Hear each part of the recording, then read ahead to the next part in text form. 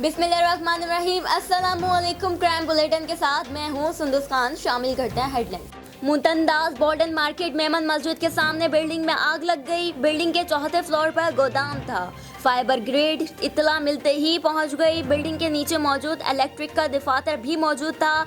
Electric के office में blast हुआ, जिसकी वजह से आग लगी। भावल नगर डीपीओ कुद्दूस बेग की हिदायत पर जिला भर में जराइम पेशा अफराद के खिलाफ क्रैकडाउन जारी है। एसएचओ थाना सदर भावल नगर सब इंस्पेक्टर शाहिद हमीद ने पुलिस टीम के हमरा बर वक्त कार्रवाई करते हुए बदनाम जमानत से शराब फरोश को गिरफ्तार कर लिया।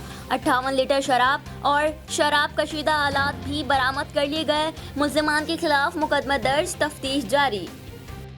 डबल सवारी पर पाबंदी आयद कर दी गई। पुलिस ने डबल सवारी के खिलाफ वर्जी करने वालों को 1050 रुपये और कम उम्र अफराद को गाड़ी चलाने पर 171 रुपये चालान और जुर्माना और बगैर लाइसेंस की गाड़ी चलाने पर 890 रुपये चालान, 387 रक्षकों को खिलाफ वर्जी करने पर हिरासत में ले लिया गया। लौदरा तहसील करोड़ पक्का एहसास किफालत प्रोग्राम के तहत मुस्तकीन को इमदाद देने वाले सेंट्रोन पर सहूलियात का फुकदान। रकम के हुसूल के लिए आने वाली औरतों को धूप में बैठा दिया गया। न किसी चाय और न पानी का इंतजाम किया गया, बल्कि असिस्टेंट कमिश्नर करोड़ पक्का फोटो सेशन करवाकर आला हुक्काम को बेवकूफ़ बनाने में मसरूफ थे।